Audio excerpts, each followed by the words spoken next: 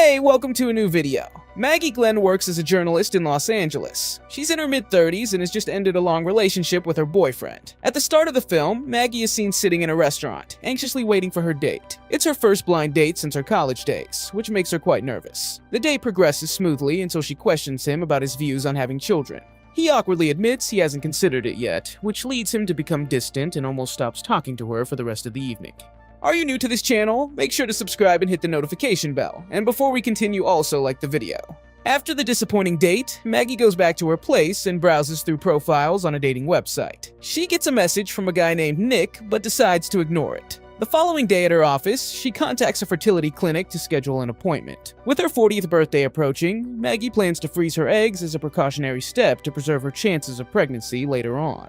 Maggie meets Dr. Linda, who conducts several tests to determine if her eggs can be frozen for future use. Despite knowing the high cost of the procedure, Maggie is hopeful about a promotion at her job that could help cover the expenses. But her hopes are dashed when her boss, Don, announces that their newspaper company is transitioning to a digital format. This change means that all employees will be laid off. To maintain morale, Don assures them they can work from home and will continue to be paid if they can drive traffic to the website. However, the pay is minimal and uncertain. Having worked at the company for 12 years, Maggie is unsure about her future without this job. Soon after, the clinic calls Maggie to inform her that she qualifies for the IVF program. She's overjoyed, but realizes that without the expected promotion, affording the procedure will be impossible. Sensing her distress, her boss and close friend Don suggests she consider getting an emotional support dog. Thinking it over, Maggie visits a dog shelter just to explore her options. Although she intended only to look, she immediately falls in love with a small gray dog when she sees him. The shelter worker tells her that the dog's previous owner was incarcerated and the dog was rescued by the police. Maggie decides to adopt the dog, takes him home, and buys him toys. At night, Maggie prepares a Reuben sandwich and sets it on the kitchen counter. To her astonishment, the small dog leaps onto the counter and devours the sandwich in mere moments. Finding humor in the situation, Maggie names the dog Reuben after the sandwich. From that day forward, she takes Reuben with her everywhere and cares for him diligently. As her boss had predicted, the dog helps alleviate her anxiety. During a walk one day, Maggie spots a job opening at a local coffee shop. She starts working there as a barista to earn some extra income. At the coffee shop, she encounters Annie Powell, a girl she used to babysit in high school. Seeing Annie already engaged with a large social media following intensifies Maggie's feelings of inadequacy about her own life. The two exchange Instagram handles and agree to reconnect in the future. When Maggie gets home that day, a ball rolls out from under the sofa. Assuming Reuben wants to play, she grabs a rope toy and heads outside with him. Reuben tugs on the rope so vigorously that Maggie struggles to hold on. To her dismay, she also discovers that Reuben has left deep scratches on the front door. She concludes he might be feeling lonely and lets it go. That evening, while browsing Annie's Instagram and voicing her frustrations to Reuben, Maggie decides to respond to a message from Nick, a man from the dating app, and sets up a date with him.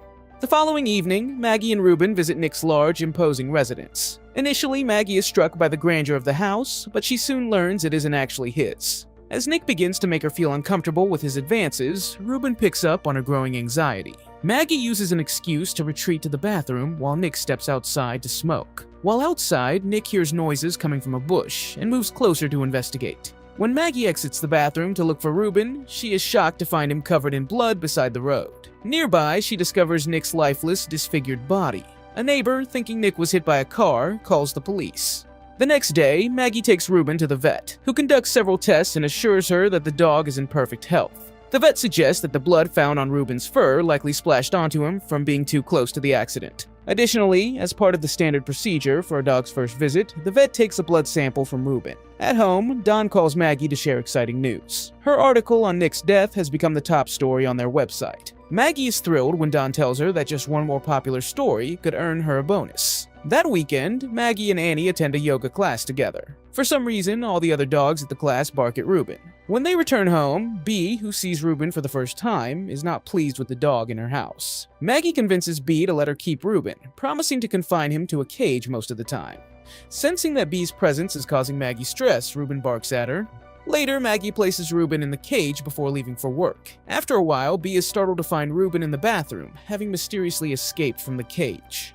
At her job, Maggie encounters a friendly customer named Nate, who leaves his phone number on the back of his receipt for her.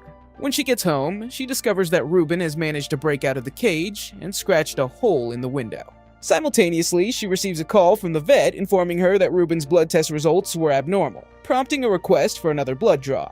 After ending the call, Maggie steps into Bee's apartment and is shocked to find Bee's lifeless body in the bathtub, apparently mauled. Panicking, Maggie attempts to call the police, but then notices dog feces on the floor and the broken window.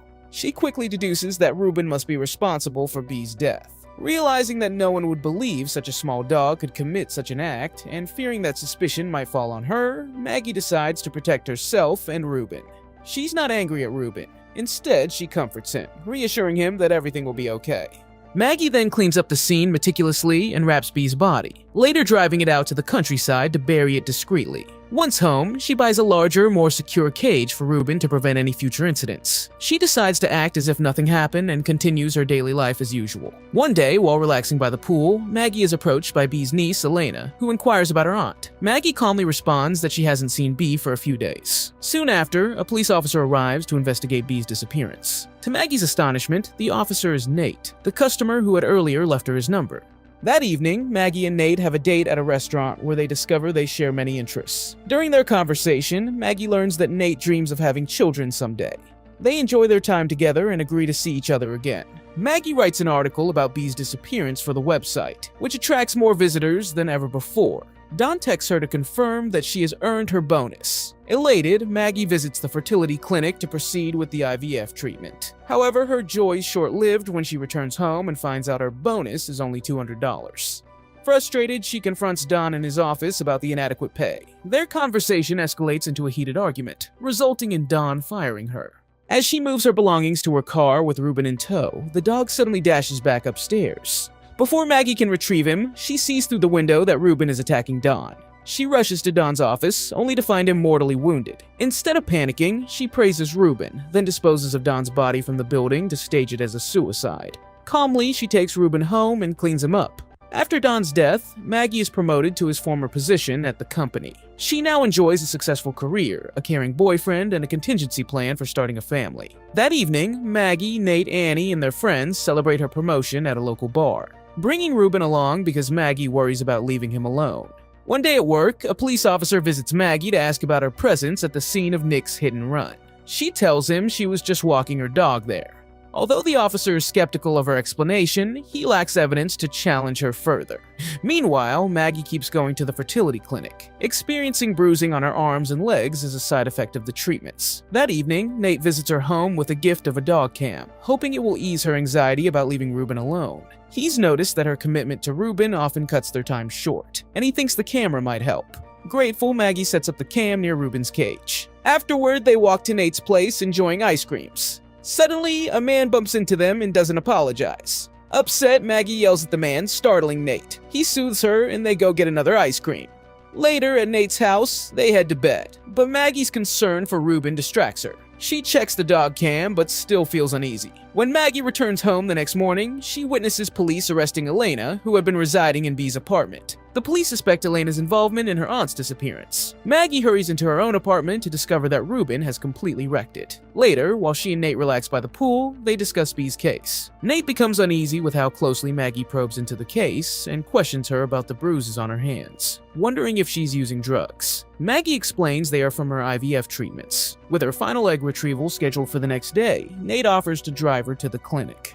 During the procedure, Maggie is given anesthesia, which induces hallucinations. She imagines the doctor accusing her of the murders while she is helplessly strapped to the bed. After the procedure, Nate drives a weakened Maggie back home since she's too frail to drive herself. At night, while Nate is working late, Annie comes over to keep Maggie company. During their conversation, Annie confides that her husband is pressuring her to start trying for a baby. Meanwhile, at the police station, Nate's superior shares that fingerprints found at 3 different crime scenes, including Bee's apartment, have raised suspicions. When Nate learns that these same prints were also found at Don's crime scene, he starts to suspect Maggie. He calls her to inform her about the prints, causing Maggie to panic and urge Annie to end the call abruptly. Annie attempts to calm her by suggesting that the fingerprints mean the police are closer to catching the killer. However, Ruben, sensing Annie's influence is upsetting Maggie, violently attacks Annie, appearing to grow monstrously and dragging her onto the sofa. Maggie struggles to intervene but cannot save Annie. After the tragic incident, Maggie is left with no choice but to clean up the house and dispose of the body. She drives to the countryside to bury Annie. Feeling unable to keep Ruben any longer, she drives away, abandoning him by the roadside. Meanwhile, Nate reviews footage from Ruben's dog cam and sees Maggie pulling Annie through the door. When Maggie returns home, Nate confronts her about the murders and handcuffs her. Suddenly, the transformed Ruben bursts in and attacks Nate, ultimately killing him. A short time later, police arrive at the house and arrest Maggie for the murders. In the final scene, Ruben is back in the dog shelter. A shelter employee introduces him to a man who seems to take him home. So that was all for this video. I hope you enjoyed it. If so, like, subscribe, and share this video with a friend. See you in the next one.